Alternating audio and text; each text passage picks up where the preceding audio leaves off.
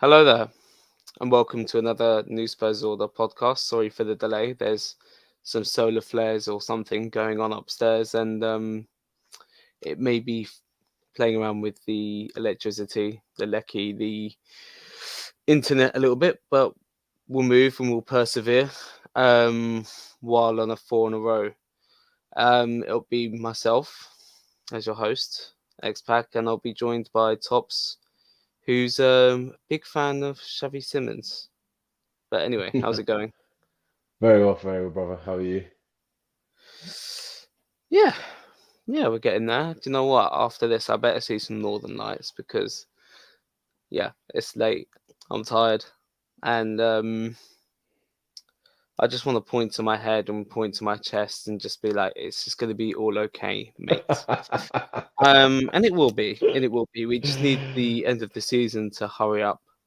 Yeah, Um, we do. Big time. we're on the back of four defeats in a row. Um, let's just get into it. Pretty much an unchanged team, other than Emerson Royale now coming in for Ben Davis. I think hmm obviously he had played against Chelsea anyway, didn't he? So yeah, dropped Madison. So we went there with a midfield three of Bentancur, Sarr, and Basuma. Um, I always knew we were going to get blitzed, blammed, or however you want to say it, purely because of the reverse fixture. And yeah, um, that is the long and short of what happened. But what did you make of it? Yeah, it was another really quite a lopsided match. Um, Admittedly, the first, I'd say 15 minutes of the game, I felt like we started somewhat well. I felt like we had a lot of possession. We kept Liverpool penned in. We were taking up some nice areas, to which our attack, as usual, blunt and not particularly incisive, made it very difficult for us to penetrate Liverpool. But yeah, I mean, it was positive um, up and up until which the first goal was conceded, and then it kind of reverted to sort of usual scheduling in line with a lot of the games we played recently, where the first half or the remainder of the first half was really quite awful. Um, so yeah. Do you know what? Salah's a prick because I knew from the moment he finished his chance and he walked off, just he didn't even really celebrate. He just kind of laughed off and smiled at how easy the opportunity was presented to him. I've got hmm to hold that because I was bigging up Emerson Royale being able to play inverted left wing back,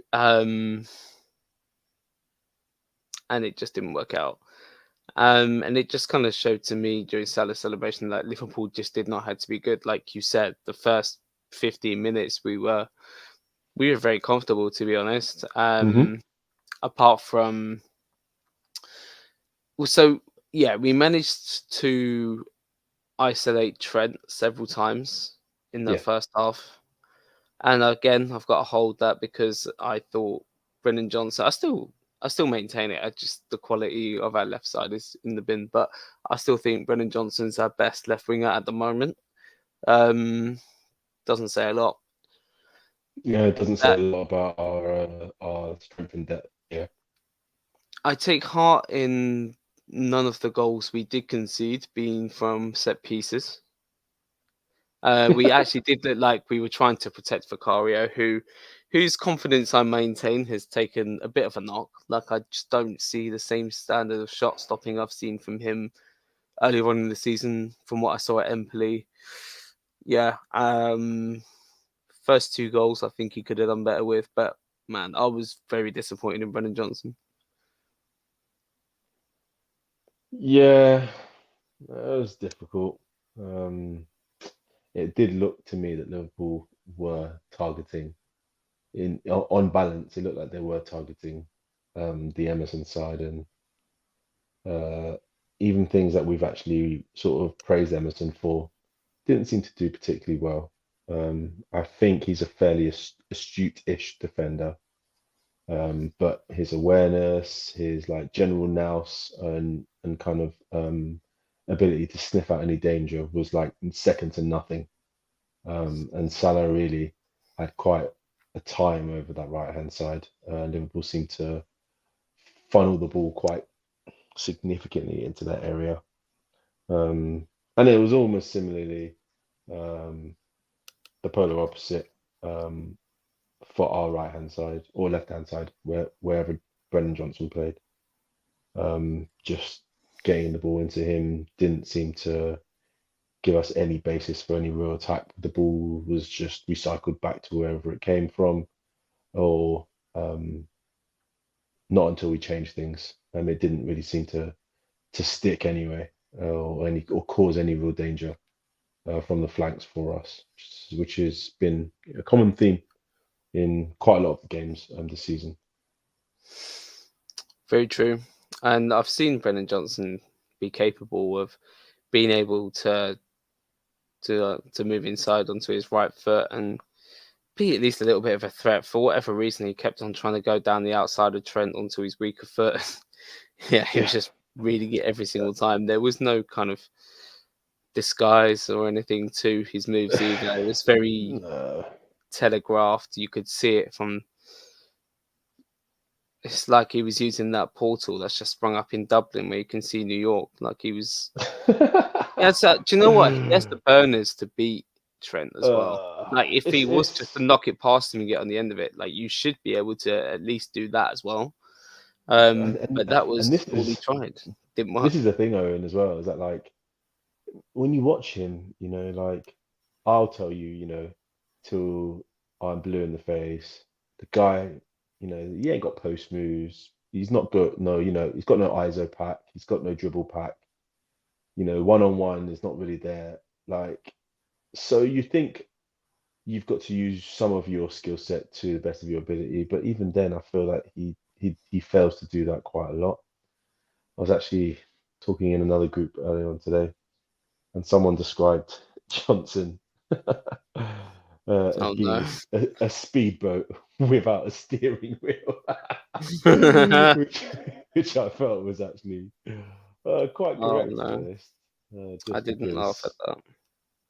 there's a lot of his game that's positive, but there's also quite a lot of it that's somewhat negative. But again, like it says something about our attack, and without going on too much, that yeah, if he's been one of the bright sparks, I'm not sure. I'm not sure what it says about him or what it says about our attack as a group or over the season. Well, we changed it up when we were um, already 4-0 down.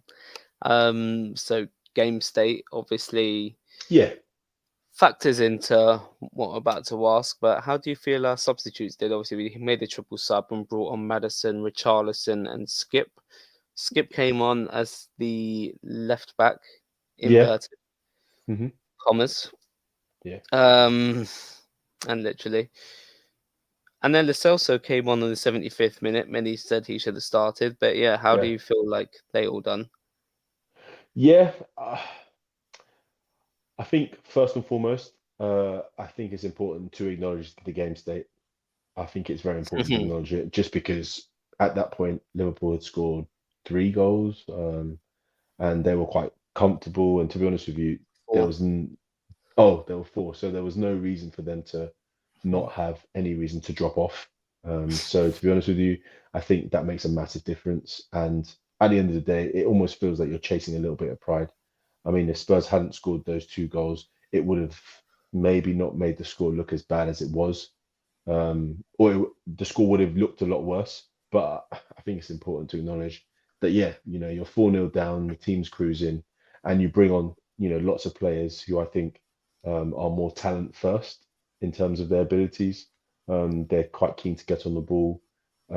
You have a central midfielder like Skip, who hasn't really had much of a look in, but playing as a more comfortable inverted um, fullback because of his ability in midfield, um, giving us under and overlapping runs, supporting Son on that side. You had, Lo Celso getting the ball from deep and also in some of the pockets, finding people with sort of incisive passes. And then you had a technician like Madison. Plus, you had a bit more of a central focal point in the attack with Richarlison, who was really doing lots of the work that I feel, unfortunately, Son wasn't doing, which was occupying the final third areas, not coming deep to get the ball, and really kind Mm. of being in attacking zones from the passes that were being created, like from Lo Celso, from Son himself, and obviously Johnson on the right. So yeah, I think those guys did quite well. I think it does lend you to think what is causing us to not perform at this level consistently enough that it requires substitutes for us to then almost kick into gear once the game has almost been lost. I kind of felt that was the case. Second half against Arsenal, I kind of felt that was the case. That latter part of the game against Chelsea, and then obviously, in my opinion, it was the case in the second half of this game. And again, I can't really put my finger on it. Um, Mentally, I feel like the players have possibly checked out. I don't think they're as intense. I don't think they're as Mm. what's the word I'm looking for? Uh, Imposing as they have been, especially in their counter press and also in the way that they build play. Um, it does give me a little bit of concern because this is essentially a 41 game season, in which next season we could be easily looking anywhere between 50 and 55 games if it goes our way in some parts. So I think there's a lot to be there has to be a lot to be considered as to why this is happening. But in terms of those guys who came on, they all made sort of fairly positive stakes for reasons to start them in the next game. I thought Lo Celso, who I have my reservations about, but again, I felt that he was really quite positive. I thought Skip did a lot better than Emerson, and Richarlison was fresh reprieve from what Son has served in the last few games. Yeah, it was. Gosh, it's just sad just thinking about the injury news that came out today. Uh, Because he was our last hope. yeah. Um, to stop Arsenal in the league, maybe, Hmm. or maybe him getting injured actually does help us let Man City win the league. Who knows? But yeah, it was interesting to see how Son ended up playing once he moved out to the left. It just ended up being much more positive, much more instinctive. Where I just felt like you said as well, when he was playing up top, he seemed to just be he's a bit more positive than he had been against Arsenal and Chelsea. But again, just on safe mode, overthinking almost everything, Yeah. and Yeah. just almost just taking the safest option. Yeah, almost each and every And time. like one thing I think that was also really quite interesting to see, and shout out to the extra inch because they also noticed this as well, but was the difference in even something as basic as like the intensity and pressing that someone like Richarlison brought, because it was a complete stark contrast to what we were offering in the first half. And it Mm, looked depend. I mean, again, it could be game state, but it looked to pen Liverpool in significantly. Didn't allow them to feel comfortable. And actually, there were moments where it did feel like an exhibition game in that second half. Liverpool kind of just dropped off, and we were mm, just allowed quite a lot of time and space to find our passes, to get into sort of different zones or attacking zones, and also to be able to cause some level of threat to Liverpool. But again, you know, by that point, the game's 4-0. It's 4-0, it ended and up being 4-2. You know, Richarlison's yeah, son grabbed the goal each. yeah, A little bit more awareness from Richarlison than I'd seen from him before, but yeah, I thought he would just snatch it, that kind of chance before, but managing to turn and then lay it off for Son, he yeah. was always going to finish that chance. Well, Um, that's it, Owen. It's like the yeah, behavior of a striker, a natural striker. I wonder if he was going against instructions as well. As he's supposed to be playing in the left. I don't really see our wide players move centrally under Ange often. Like Kulusevski gets that concession made for him now and again. But yeah, to be in the middle of the box, it's not something I don't like. I've seen Ange drill throughout this season, so it's just good to see him actually then be positive and instinctive in that sense. Even if he gets a big telling off from the gaffer. Um, yeah. it didn't matter. We managed to maybe salvage a little bit of pride. There was a Yeah. few calls for who was it that challenged Brennan Johnson at that back post? Joe Gomez. Joe Gomez. Okay, yeah, it is what it is. I thought that was a Game funny into one, them. Owen. I thought it was a funny one because I think it was extremely impressive athleticism from Gomez to get his boot that high to meet the ball before it gets to Johnson. But also, if that's anywhere outside the box, that's a foul. That's a foul. No matter how you call it, you know how the refs give favor to players who do put their heads where the high boot is, and generally the refs in the league and historically have given those. So interestingly, to now see that in happen in the box, although he does meet it, he does meet it almost just before Johnson is about to get to it and evades the post. Outside of the box, anywhere else on the pitch, that's given as a foul. So it's an interesting one for debate. But again, it's neither here or there at this point. Fair. Yeah, that was our fourth loss in a row. Again, one than expected. Hmm. Um, Moving on to just some news this week before we preview the games. I'm a big fan of Tyrese Hall, even though I've probably only watched him probably twice. Yeah. Um, yeah, some kind of it's a profile that we're screaming out for in the first team as well. I'm not saying we're going to shoot him right in, but yeah, just a very aware, tidy footballer. Um, Shows maturity beyond his years. Uh, Very similar in age to Kobe Mainu as well, and we've seen how he is when he's thrown in the deep end. But yeah, signing a new contract in the week. What are your thoughts? I'm happy for him. I'm happy for him. Um, I've been one of these guys who have kind of watched a couple of the 18s and 21s, and he's been one of the standouts alongside Mikey Moore. I feel like as the season has gone on, he has improved. And it's funny as well because he's a player that's actually initially had his choice between quite I think all the London teams, and he chose to stick with Spurs. 10 years down the line, he's signed a new year, signed a new deal or a pro deal, which will keep him at the club longer. Mm. I think this is really important because players like him and Mikey Moore, who recently signed as well, it's kind of important that you're giving these young players the recognition that they deserve. And also locking them down into contracts means that they can hopefully continue their development and improve their pathway into the first team. Similarly, like you said, he's a profile player who, in my opinion, we desperately lack right now. But being at such a young age with such little football under his belt, I think it's just important to get him locked in, and hopefully he improves. We've seen Mikey Moore be involved in first team training, having done so well for the 18s. So I think it would be good to also see if players like Tyrese Hall can also improve and get involved in first team training and see where they land in terms of their future development. Now, before we kind of move on to like what and how we see try and nurture our youth players, Hmm. um, Papa, this is obviously with Europe in mind next season as well, I'm sure, because I'm thinking, okay, Hall could probably get minutes there, and we learn that skip maybe. Um, that's my kind of preference on the face of it at the moment. Yeah. Depending on just what happens throughout the summer. But Papa Blankson wanted to ask you, out of all of our midfield prospects, who seems likely to get first team minutes? I'm stuck between Bergval and Devine.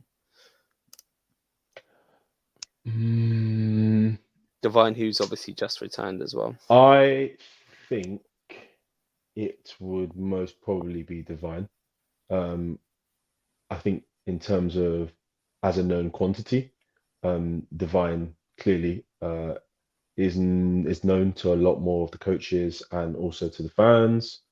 I feel like having been in around the first team squad for some time as well, also going on loan would have toughened him a little bit. be it from Port Vale, which he started well, through to his latter loan at Plymouth, which I think is important. Um, I've been reading a lot about Bergval and also keeping up with some of the games, which aren't at like a brilliant standard, but he's been doing well. But I just feel in terms of the players that we currently possess and the profiles that I think we need, I would really like to see Divine really get rewarded and given the opportunity to impose himself. We've had this lifelong debate in the group about how we should implement young players, and I'm just really a talent first um, protagonist. I feel like players who are gifted enough sometimes don't even have to go on loans. And going on a loan has its Mm, own merits. It also has its drawbacks, as we've seen with players like him and Phillips in some parts. But I think he's a sort of player that has been kind of in and around the Tottenham culture for some time since we signed him. And hmm I feel like his profile would probably be best for us to try and involve initially in the first team. At whose expense? That's another question for debate. Um, but for now, I would really like to see us kick on and give Divine um, some trust minutes here and there. Yeah, I mean, we've got 3 games left in the league, Hmm. and 2 of them are against arguably championship level sides. Yeah, Well, probably, like in and around that, I think that's fair yeah, to yeah, say. yeah. And No, that's fair. Divine's actually used to that level already once he's played the second half of the season, Hmm. um, albeit a struggling Plymouth side. The experience goes a long way, and it's interesting because I see all the names we were just discussing before we came on to this recording from other young players who have been bled from other teams, albeit through just natural talent or other circumstances, injuries and whatnot. I'm just trying to Yeah, think how many of those players have had loans. Kobe Mainu, no loan. Lewis Miley, no loan. no loan. I keep Saka, forgetting that other no Donny loan. at Newcastle who blitzed us. Yeah. Um, Oscar Bob, Uh, has he had a loan? no, he hasn't had a loan. Okay. There was another. Oh, Rico Lewis. Rico Has he Lewis had a hasn't loan? had a loan. Hasn't had a loan. Okay. He's had loads. He's had more than trust minutes as well, Rico Lewis. Yeah. Um, Even Cole Palmer before he went to Chelsea never had a loan. correct. Yeah, you're right. So there is some merit.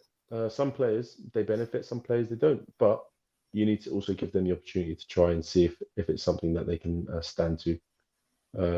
Yeah, there's lots to be said. There's lots to be said about this debate. But I'm happy to have Divine and Phillips back, who also was named Plymouth's Young Player of the Season, which I think is incredible for a kid of that age at that level to be able to be recognized with that. So I think these guys have really good futures. I think what's important for us as well is to really try and get these guys a pathway to the first team. Sometimes I think maybe the pathway is a big thing because you need to have the right position to play them and the right moments to play them, but also they need to fit the profile that we actually require in order for them to play. So I feel like there's definitely scope to get these guys some game time, and especially as the season comes to a bit of an end, there's no reason why we can't look into it for these guys. Did you have any other names in mind? For the first team, Yes, as in like yeah, youngsters for the first team. I would really really like to see Donley given some more minutes. I would really love to see Santiago given some minutes as well. These are players who have been in and around the first team structure for some time, but also are excelling at a really high level in the under 21s. So I think it's important that these guys are almost rewarded for the way that they've been playing this season, and also for general commitment. I mean, sometimes it's actually good to give players, especially young players, something to aspire to. It makes them hungry, and I feel like whilst it's also important that young players are blooded in the right moment, you know, there's something to say about making players want to represent the club that they've been playing for and representing for the majority of their career. Someone like Tyrese Hall has been at the club for 10 years. Lancashire's been here for a while. Santiago now, John. These are guys who have been in the club setup for more than 5, 6 years, and also around the first team training for 4 or 5 years. So I don't think there's any harm in giving these guys some level of reward for wanting to represent the club. And sometimes, even if you look at a technical level, whilst the jump might be high, I don't think there's anything any different that someone like Santiago can do to Timo Werner, in my opinion. But that's just Fair. my own take. This is a good point as well because even quality aside, we are putting players in positions who we're bringing in players who are getting minutes who probably won't even be at the club next year, Yeah. and sometimes means more, or quite often means more actually works. Santiago in place of Hill, for example, Hmm. in the Chelsea game. I mean, yeah, we can tell. Like, I think it's no secret as well that he's going to be leaving next season. Lo Celso, who I thought could have probably got more minutes. Those minutes could have gone to a Donley or obviously now Divine. I think Bergval's still with his, I guess you could say, parent club because I can't remember the name of his actual club. So I think they're still in season. Um, and again, you got Højbjerg. I mean, it's a big reach, but Hall getting a few minutes as opposed to Højbjerg at 6. No, like what's actually funny about Hall as well is that like he may not be actually, in my opinion, as talented, honestly, as players like Bergvall and Divine or even Donley. But in terms of profile, it kind of it kind of reads a bit better for him because of his ability to be press resistant. He's fairly tenacious. He's quite good at ball carrying. He's quite a good passer. And this is someone who is more akin to playing as a true six, as opposed to like an edited, modified version, which we kind of have in Bissouma. But I also think as well, like I think Yao, correctly says a lot. The jump is high. He would never have played Mm. first in football ever. So it's actually important to recognize that and to actually just maybe be in the position where you can kind of provide him some minutes and he can maybe be with someone or train with someone, work with someone that can give him a bit of the tips of playing at the first team level in this role, or even maybe so in the role that Ange wants him to play. Because I look at Basuma and I think Ange thinks he could play this role, but I think Ange probably knows now that Basuma isn't comfortable at playing this role, and he probably isn't the right fit for playing this sort of six, all-seeing six that we require him to at the moment. I got a question, Tops. Do you think it's easier to make that jump from, I guess, from the youth team or from the B team to that role in the main team, or do you think it's easier to be in the main team and play a different role than the role that you're used to, like what Basuma's doing? That's a good question. Um,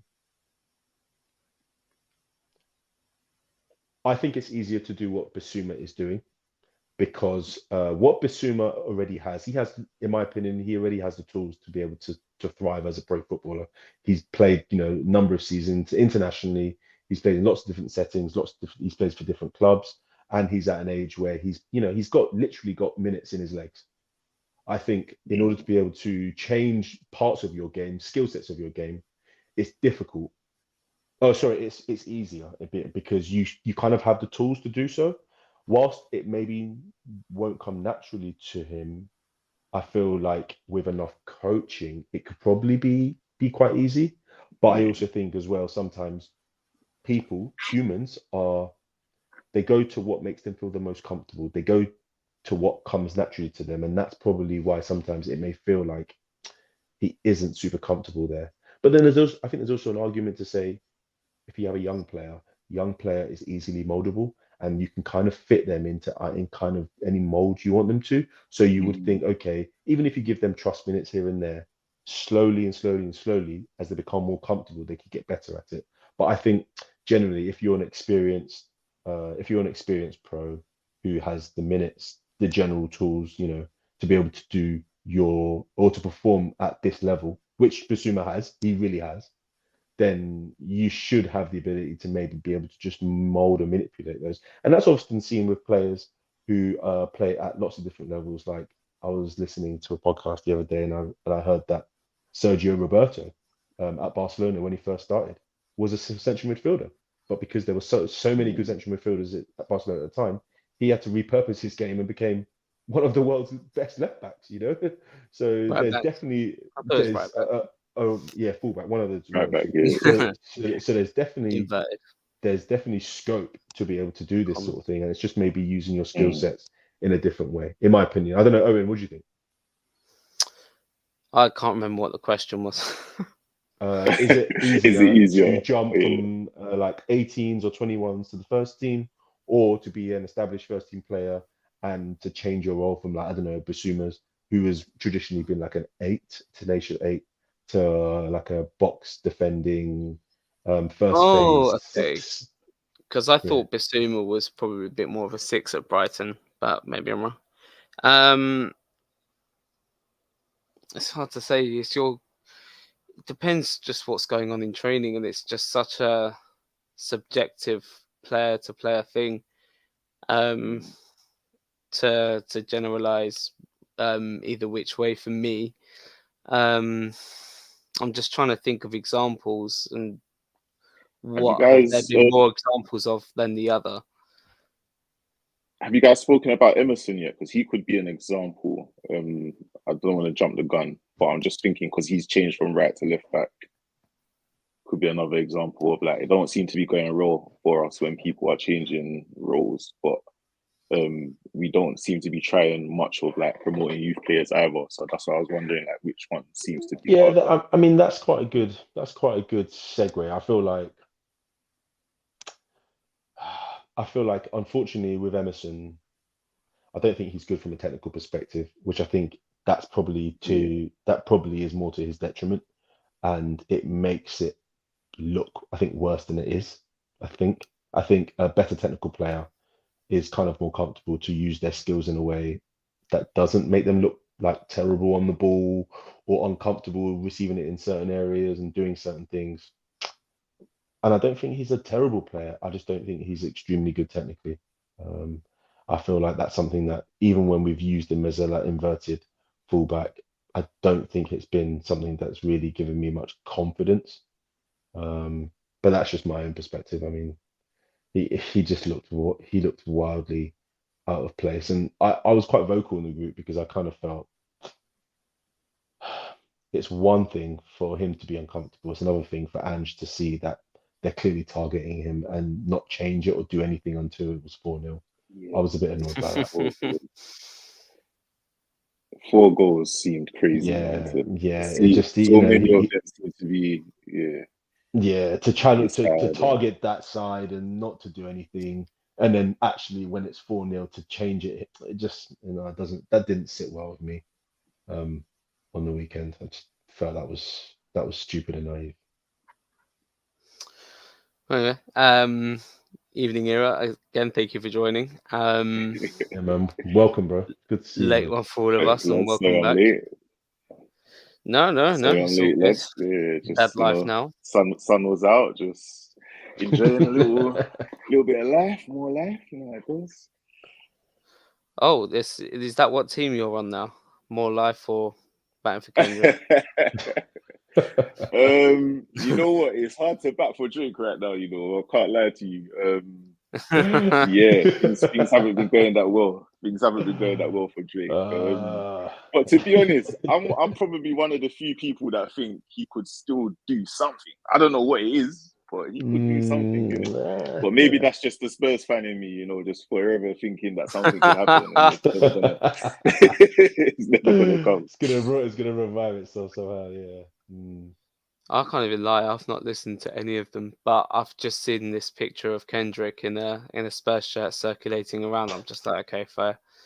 Sounds There's have been chosen, accusations on Drake basically. that don't look great either. So you know, you know, Kendrick's a wholesome man. Yeah. Anyway, yeah, we ended up just talking about just how we can integrate our youth players better, considering we actually have a really good crop of players now, like all the way down to Viskovic, who's still out on loan. You got Bergval still out on loan. Papa Blankson asking, who can be kind of best integrated or who's more likely. Obviously, JB Donnelly's there. Divine's now back. Lankshire's knocking about. We could definitely use a fresh presence in number 9. I think Dane Scarlett's still injured, isn't he? Yeah, he's still injured, yeah. I mean, he's got to be. He's not been Scarlett. Mikey Moore. There's actually quite a lot, and I'm just saying that off the top of my head. I'm sure I've missed a few. Is there anyone who stands out for you, Ira, who could just, get some good minutes in these last 3 I'm games not. and just kind of make a statement for next season? I'm not gonna lie. I'm not as familiar with the youth team. I'm familiar with some of the names that you've named already, like Donnelly. And I guess my question would be like, what does it take for them to start almost? I think maybe their ability. Like I understand the jump is hard. Or like the levels are much higher and the jump will be a huge jump. I do understand that part, but it does feel like in some of these games, like maybe there's less pressure, especially with the way that we play. Like it does seem to be a case of like with or tactically, I guess Postecoglou doesn't seem to worry that much about conceding goals, if that makes sense. It does seem to be like a kind of a tactic of outscoring the opponent and sort of remaining positive, passing forward. And it seems to me like in that environment, maybe like a youth player could thrive. Um, so yeah, I guess for me, I'm kind of more wondering like not like is there a youth player that stands out, but like of the ones that we have already, like what seems to be the reason or what is really holding them back. We're not getting that sort of like great performances on the pitch either, if you get what I mean, for them to be like maybe a manager might think there's no point in promoting a youth player because the senior players needs those minutes to do something. But like it seems like we're not getting any consistency in the senior side at the moment either. And then my other question would be, as somebody who's not that familiar with the youth team, is there any sort of like left back that could have any sort of I'm not talking about like playing in a Liverpool game, but just in general, like somebody who could play before Emerson. I was just curious about that because it seemed like the whole Skip thing as well, like Skip coming in it almost made us like more steady. It seemed so crazy to actually see it in real time. I've heard of a name mentioned who's gone from like right back to left back and apparently used to be a midfielder. I can't remember it off the top of my head, but very much an experiment, even in the youth team. So I don't think so, but Probably again, not. Yeah. could be wrong. My thing is, I think like not to change the subject, but I just think people like maybe Emerson, they shouldn't play left back at all. And if there is a youth player or anyone furthermore at the club, even Skip at this point, who can be slotted into that position and maybe get some trust minutes, even whatever it is, just something to get them more used to playing in that position and making us more steady. It should happen, man. I think, yeah, it's almost like a scapegoat thing at this point, man. Like we know Emerson's going to be terrible at left back. I think a lot of players would be terrible there. It's like who you might as well play someone who's going to play good there. We've been very unfortunate this season in terms Yeah, of player availability. Um, I feel like Udogie has played a significant amount, and unfortunately, got an injury in training without just random. Cess has basically been injured for majority of the season. Davies has come in and kind of done well, but yeah, I feel like it's been a difficult one for um, Postecoglou to kind of work around, just because it's been very difficult in terms of player availability. Um, if we're looking throughout the squad, you're probably thinking, okay, as a first team established player like Emerson, could probably maybe fill in. But again, one, he's had such little game time, such little continuity, such mhm, little form, and minutes to be able to Mm. even to be able to draw on as a player in this team. If you think, considering the first game he started the season, scored a goal, and he was actually one of the best players in that yeah. game against Brentford. But it's a difficult situation. That specific position, we've been quite unlucky with. I feel both fullbacks we don't really have proper adequate support, and whilst it's not really a priority, I do feel that there has to be a better way of working around it. Like even if we're thinking about like some of the younger guys, there's only one guy that plays. There's one guy that plays left back, but he also kind of plays left centre back as well. The 21s this season have basically played almost like a three at the back at times this season. A Yeah. kid called Mason King, who's quite good. But again, they do chop and change the way they play, whether it's three or four at the back, and he generally plays. But again, I don't know.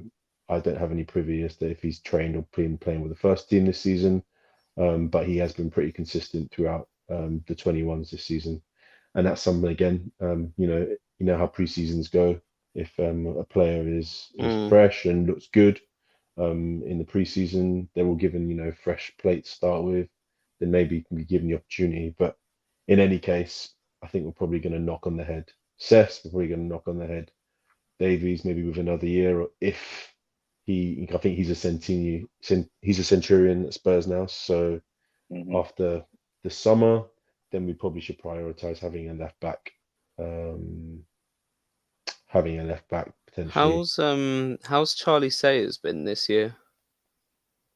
I've not heard about him He's in a while. he's been okay, but then again, it's funny. He only plays when Dorrington. He only plays really when Dorrington is basically involved in the 21s. And then when Dorrington then does come back, then he doesn't. He generally takes a step back in the team. Good Um, grief. it's quite a Am I, difficult one. am I right to say Van der Ven plays left back? Mm. So he has had minutes there for Wolfsburg, but his primary position has always been a left centre back. So I actually find it funny because you know how Spurs fans get when they see an issue, they just want to try and figure it out with some imaginary thing that they've never seen before. And Van der Ven I can't at lie, I left was back, just about to suggest some Van der imaginary Ven shit. at left back is also something that has been postured to people, but it's funny. Like Van der Ven isn't super comfortable on the ball, but he's good on the ball. But also as well, he has like small deficiencies. Like he's very good in his duels, but he's not a great header of the ball. Mm, Sometimes as well, because he plays a lot of his game really on a swivel, like having him like a seated sort of front facing position as a left back, and also him possibly playing inverted isn't a position that I kind of feel he would look comfortable in. So probably as well, similarly, we can probably see it, and Ange can probably see it. Is not something that we would even consider, considering the injury issues we have. Yeah. I mean, I, one thing about Skip would playing be weak at at centre left back back, as well there as well. Yes, sir. yeah, we would be because obviously you'd have to then push Dragusin over in the position which he's probably again not comfortable. And again, it's funny because you look at the way that we've used Skip on the weekend, it kind of does point to how Ange likes his fullbacks to be, because Skip is clearly not a left back, but because Mm, he generally wants his fullbacks to invert and to kind of support the middle six, but also to be able to provide a pressing structure for mm, teams to keep them locked in. And Skip, as a central midfielder, he would look more comfortable there because he is a central midfielder. So he's yeah, happy to receive the ball on the turn. He's happy to do the little triangles. He's happy to pass the ball in the little areas that Ange likes them. But again, he's not a left back, so it doesn't fix an issue. Like it just plugs the issue like very temporarily, you know. yeah. yeah. I think if it was a traditional left back role, even similar to what Man City do with Ake and Gavardio now, I actually think Van der Ven can do that. But Mm-hmm. with what Ange wants, with the inverted commas left back position, and yeah, it's just a myth. And then you've got Dragusin. It's just too much of a jumble on the left. But generally, just going into, I guess, what people's overarching feelings are on Ange at the moment. Do you think he's been, or does anyone think he's generally being a bit too stubborn or a bit too maybe unself-aware with certain Um, things? I think And let me preface this by saying I'm not Angel, but I do think he's been naive. When I say that Andrew's been naive, I don't mean that he should just abandon everything that he's doing and defend. Like I'm not saying he should play for a draw or anything like that. Mm. But it does seem like some things are avoidable or more avoidable than others. Um, so I don't know, like it reminds me of the Kane game. I mean, not the Kane game, the Bayern Munich and Real Madrid game. Like as soon as I saw Kane coming off, I was thinking, ooh, this feels a bit earlier. Like some things they just feel inevitable, if you get what I mean. Like, and yeah, for me, I think Ange has a lot of those moments where you can kind of see something happening and it feels like Ange doesn't. So that's why I like to, or not I like to say, but that's why I say that Ange is naive for me. Um, I think there's things that Ange is amazing at, and I think there's things that he's gonna learn from experience. He's gonna learn that there's a reason that other managers do some of these things. In my Yeah, for opinion, yeah. me, yeah, no, I agree, and I'm just thinking now, like, I guess my only criticism would be where he's got consistency and wants continuity with the way he wants to play. He doesn't really deviate from that, and that's fair enough. But maybe it's circumstantial. I don't really see what's going on in training, and I just see how inconsistent our players are, and it just doesn't help where we're constantly changing the personnel in those roles, in those crucial roles as well. Especially in six and right eight, constantly changes that, shuffles the wings around a lot. Maybe it's circumstantial, but yeah, I don't think he gets enough credit for some of the small tweaks he's made in games um, to help us, not just through substitutions, but again, just having some continuity in lineups would be a bit nicer considering we've had most of the squad available, apart from the fresh injuries to the fullbacks for quite some time now. But yeah, that would be my only gripe. But I'm thinking I just want to see now again players who, if they are to get minutes, they're probably in his plans for next season as well. I mean, again, I said it earlier, but the Celso probably not going to be here next season. Hill probably not going to be here. Højbjerg probably not going to be here. Maybe not even Emerson, although I'm not sure who buys him. Especially considering I think we're rumored to want 30 million for him. Which yeah, I don't see us getting half that from, especially Obviously, from a 25, continental team. That's not a not slight from a on Emerson either. continental team though. I just That's don't mad think money. many European teams just have that money to spend in general, even for like a marquee signing, let alone someone who's Agreed. um, not great. Um, can be useful, but not great. That would be my only gripe. What would you say to summarize that, Tops? I think there's definite some validity in the ability for him to pick a team that's consistent. I think one of the things that we started off with, and we talked about quite a lot in the beginning parts of the season, especially in those first sort of 10, 15 games, was the ability for the team to kind of pick itself. And actually, there were lots of players who were playing in positions and in areas whereby they were able to build some level of partnership and continuity. I felt like that right hand side was pretty locked. Poro, Sarr, and Kulusevski. I felt like the middle three, Sarr, Madison, and Bissouma had quite a nice working relationship. I felt like the relationship between Udogi and whoever played on the left side was always very positive because they always knew that Udogi was going to receive it in the first phase, and by the time you knew it, he was going to be underlapping you in the third phase. I just feel that right now, and Sai has mentioned this quite significantly, and I think there's a lot of validity in him saying it, is there's not enough continuity in the team. I still feel like Ange, for a long time, he's tried to like muddle his way through it in a sense of try to work out what the best sort of combinations are in some of these players. But some of these players have either, through lack of form or for confidence, it hasn't worked. And as a result, we've not been able to really build on a lot of what we did really well in the start. Attacking players. look blunt. They don't look incisive. Midfielders look not very confident on the ball. We're not doing things that we were doing very positively in the first part of the season. And also, I think it's very like difficult to say because we didn't say this at the beginning when things were going well, but I also feel that there's some deep personnel issues. I still think that there's more quality that needs to be added in the team in lots of areas, and I think Yeah. that would make a massive difference to be able to execute exactly what Ange wants. And yeah, it's all well and good to say this when things are going bad, but I also think there were times when you listen to Ange and some of the things he said in his post-match presses, he probably saw this as well.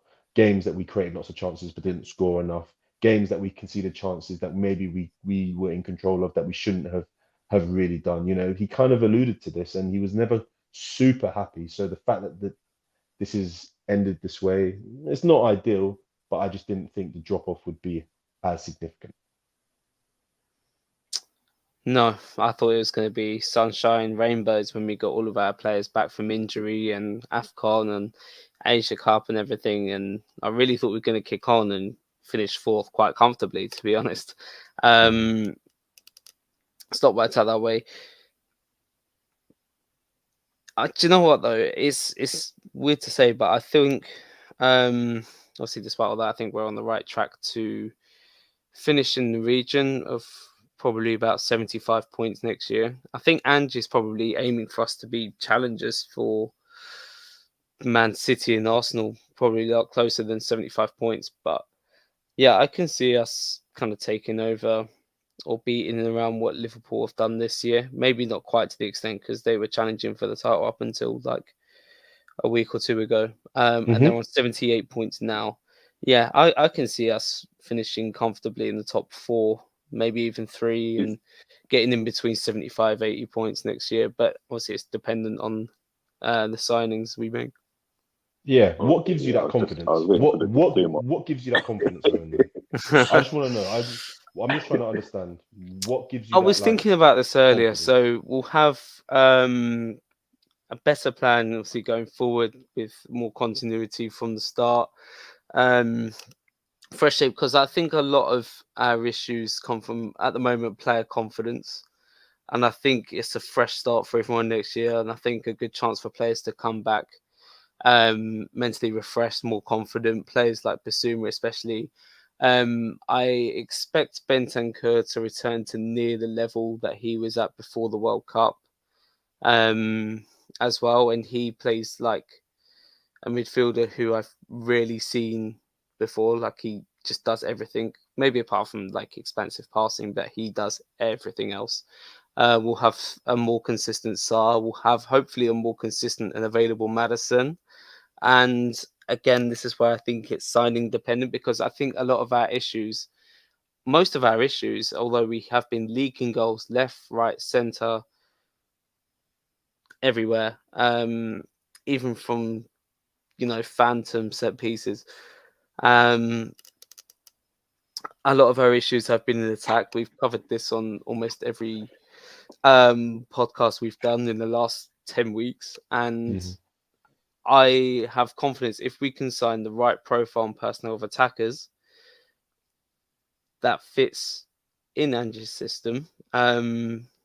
So what would I hopefully and ideally want? So a good six, a top starting left winger, and a nine that will rotate with Son, who's of a more bullish profile. Hmm. So I who think would play given right all those wing? profiles Owen? of a good quality, sorry, Who would play right wing? Kulu. I yeah, as it stands, I'm content with right wing, but again, it depends on who we Cool. sign because I expect to see a better version of Brennan Johnson next year. Again, he'll have the contingency of probably just playing in that one position.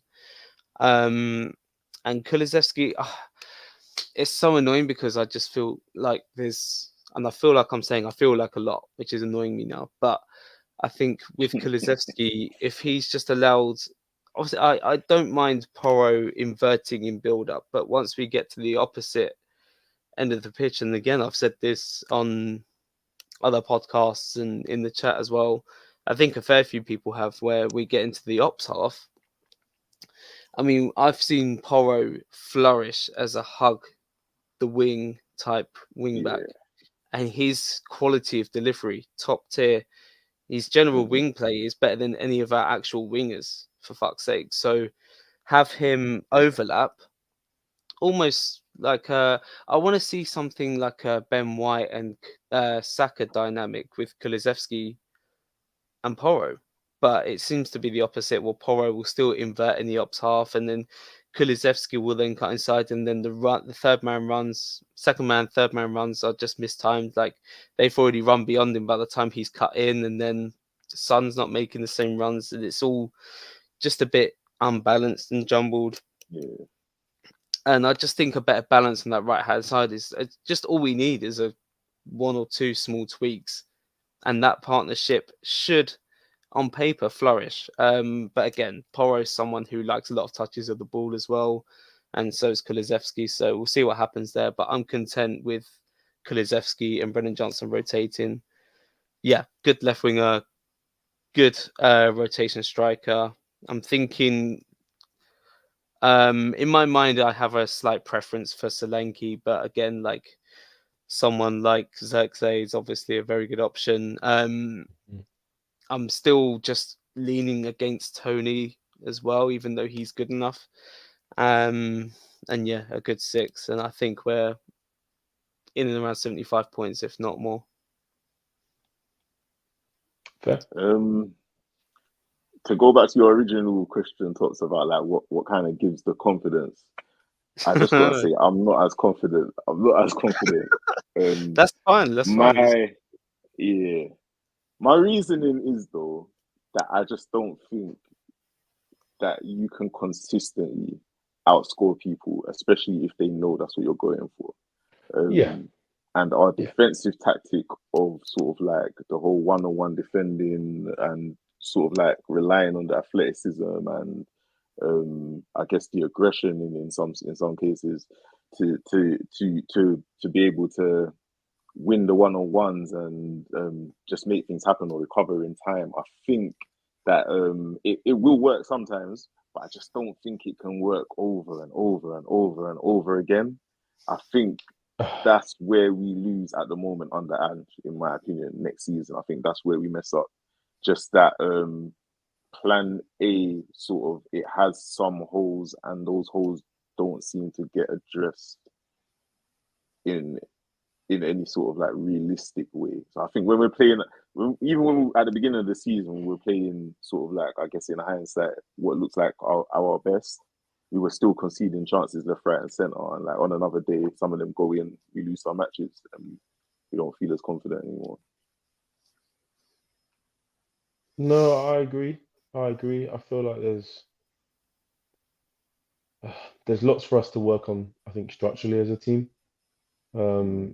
I do agree with Owen in many respects. I feel like there's some tweaks that I think will make us look a little bit more robust, less open.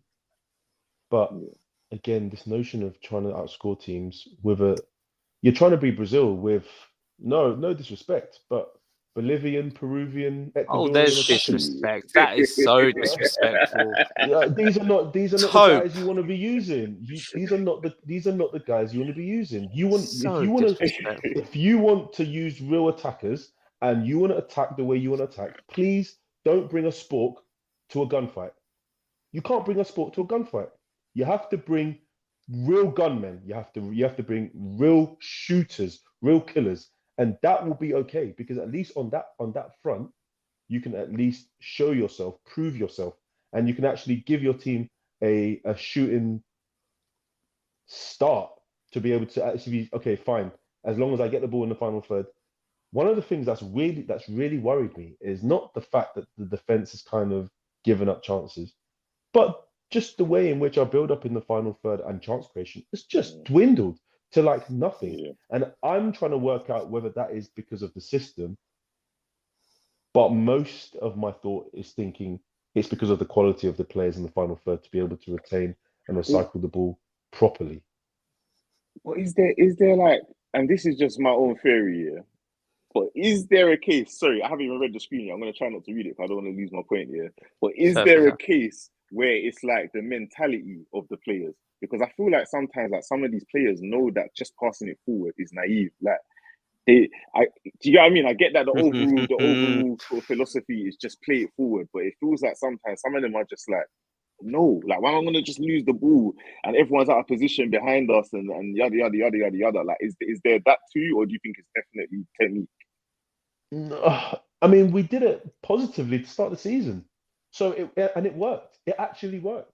So I don't Mm. see what would have changed significant enough between then and now to be like, okay, I'm not going to continue to do this unless they're not confident in their ability to do it, or like I really But have I think said for large parts of the season, when they do, the players who are there that receive it and have ability to affect the game in that way are just not that good. I don't you mean, think you like you people can got more pass to used to us? someone. Sorry? Do you think people got more used to us though? Like at the beginning of the No, season, I guess. I think there's a level of okay. I don't think I don't think Ange is generally naive, but I think there's been a small level of naivety because this is the Premier League.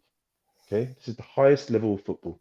This is literally the peak of the pro game. You have to understand that teams are not idiots. They have Mm. professionals, they have coaches, they have video analysts and analysts who are going to have the ability to look at your game and find the chinks in your armor. Your job as a Premier League manager is to be able to actively and correctly um, or what's the word I'm looking for Like reinforce, I to guess. yeah to what to one reinforce your style and your philosophy, but also to be able to correctly and effectively counteract their counter Yeah. punches. And that is where I feel that he has let himself down. There hasn't been enough work to count. Like, you can only go out and play a certain way and give up the amount of chances we do and score the amount of goals that we do and organize your transition and your rest defense in the way that we do. Like, I feel like teams are not stupid. And I don't mean this to like diminish any of what other teams have done against us, because yes, to some extent, teams have got better at it. But it's also on him and his coaching, excuse me, and his coaching staff. It's also on them to be able to counter what they are using to try and reduce our ability of doing what we're doing. Um, with regards to what Papa Blankson is saying, I don't think going to one fullback. I think it's personnel driven. It's always personnel driven, especially with this current group. But I don't think it's necessary to go to one fullback inverting, because I feel like we have fullbacks who are very capable at doing it. And actually, in the way that we build up through first phase, 2-3-5, to start with the six as that sort of middle sort of person in doing so, and using the fullback to keep teams penned in when we're out of possession is actually very important. Uh, I do feel on the rest defense side, we're far too susceptible. And I can't put my finger on it. He puts a lot of, I don't want to say pressure, he puts a lot of emphasis on getting the fullbacks forward. And that's absolutely okay. But like you said earlier on, it's very difficult because it means that one, it leaves your six a hell of a lot of work to do. Two, it leaves your centre backs a hell of a lot of areas to cover. And three, it means that everything feels kind of always in transition, because if you get your fullbacks forward and you get them beyond, say, your wingers or your centre forward, if your forwards aren't quality or good enough to be able to retain the ball in the possession, it kind of feels like a basketball game. And teams will start to realize that constantly these areas are going to be left isolated. Which players like Madueke, which players like Saka, which players like Salah at the top level, they don't need to be given one chance. That's all they need. That is all they need to be able to make it hurt against you. And I feel like this is maybe an area of his game that he just needs to maybe improve a little bit. Yeah. I felt like so many of our big defeats recently haven't really been sort of like teams breaking us down. It's just been teams exploiting the chinks, like you said, Yeah, a ball yeah, over the yeah. top into Hmm. the gap, just not tracking back because there's no point going up with the wing backs if you know that the gap's there, that kind of stuff. standing in front of Vicario because you know nobody's going to defend it. Like just You know, that's small it. So, things so in our armor basic that we're stuff, you not know? kind Yeah, of, yeah, man. you get what I mean? The real basics. Ah, The real basics. And honestly, if Ange wants to change them, he can. I think he has the power to do that. mhm. It's just whether or not he picks it up in it. The thing, the thing is as well is that like, there's no, there's no easy way to put this, but the Prem is a humbler, man. It's such a Yeah, deep humbler, man. Like I remember the first season that Pep was here, and he came to our lane, yeah, he and got we humble. packed the hell out of them. Like when I say we packed the hell out of them, and I remember looking at him and thinking, am I looking at this guy funny? Like, Yeah, I thought but he weren't gonna make it. he also realized I need to change it up in a way that makes it easy for me. I need to use my fullbacks in a specific way and use my midfielders in a certain way. Similarly to Conte, that 3-0 at Arsenal, it was a humbler. And sometimes it needs to sometimes these kind of results or these kind of games, they need to give you somewhere to kind of give you a little bit of a shake where you're like, maybe I need to tweak or change something to make it easier for my team so that I don't ever receive this kind of result. And honestly, in many respects, I was actually okay with the way that we played a large part of this season because I was like, there's going to be games like this, and I'm going to have to just accept it because this is a learning curve. But in my opinion, there's been too many of these games, and this is what is worrying me. This is why I feel that at this level, Yeah. that same mistake making all the time, it's actually it's very easy to stop and it's very easy for him to change. And I think if it's up to him, if he's not as stubborn as he kind of wants to be, he can change these things and it will help us in the long term. Early predictions for next year's performance then? For me, it's largely where we sit with our attack, man. I've said it for so much of the year. I feel like I'm a broken record right now. I just need to see where our attack lands. I need to see the kind of players that we have to be able to just to kill. I feel like the chance creation is significant enough for us to be able to put teams away comfortably. And one thing I think about our defense is that our defense is not bad individually. I feel like Udogi was young and a little bit naive. I feel like Van der Ven and Romero have very good profiles, very good. And I think Porro, although he has his flaws, he's largely been good this season. He has been largely been good this season. So I think individually, it's not an issue. But I just think where we're really, really struggling and putting ourselves in a proper problem is just not having an effective, incisive group of killers in the final third. And I feel like if he gets that right with his personnel and his recruitment, there's no reason why we can't be in, the top three next season, in my opinion. Oh well, that was more optimistic than I thought. Era, would you Um, I like what Top said.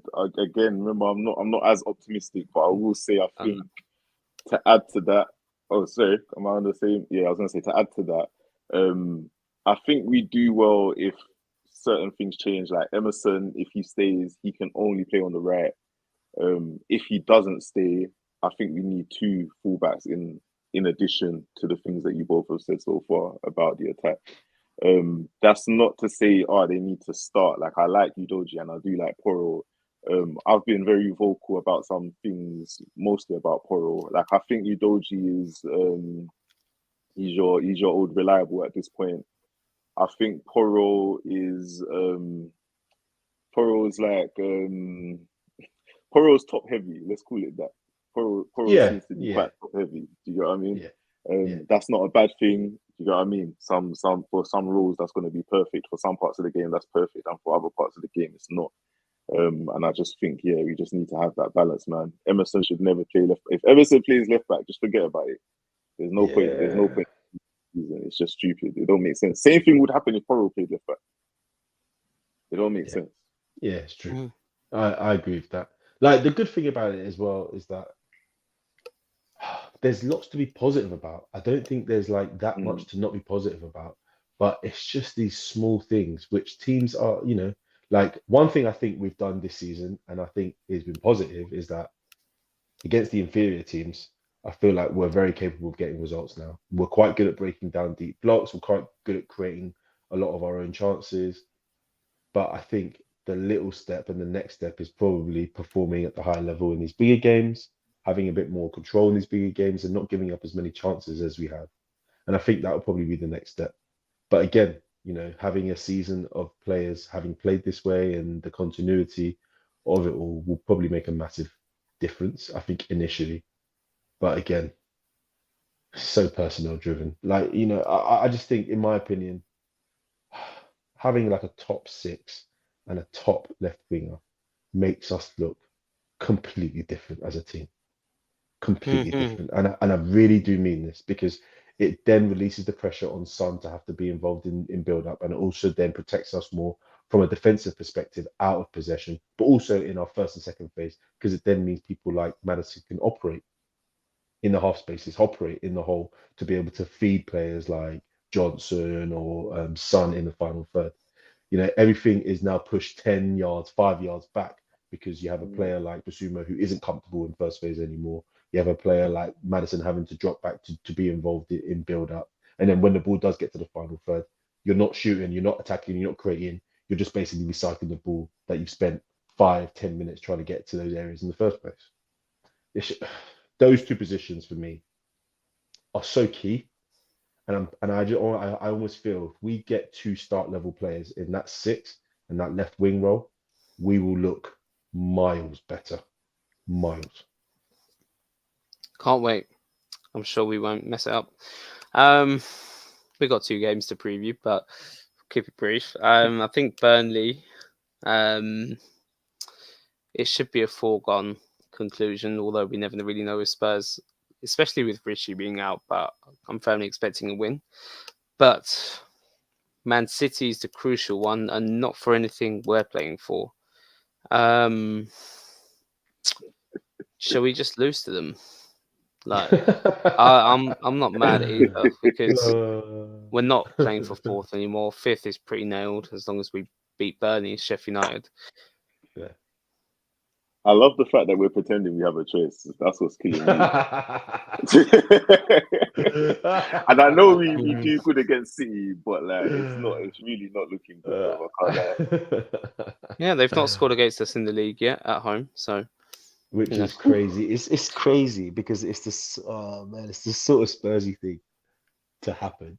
That it's crazy as well. But we they have started this whole Vicario on set pieces thing, and it's just all really snowballed from there. So basically Pep Pulis has managed to derail our season this much. Like, we got to get it back in blood somehow, surely. Yeah, I'll be interested because that first game we played against them was such an odd match. I didn't really feel that we were in it because we didn't have much of possession, but still, City have this weird, unnerving knack of being able to give up chances, high quality chances, which we took every single one of them that came to us. And the FA Cup game was kind of similar, but we didn't create much. We didn't really turn up in that much. So I'll be interested to see from a player perspective and a coaching perspective what we look like against City.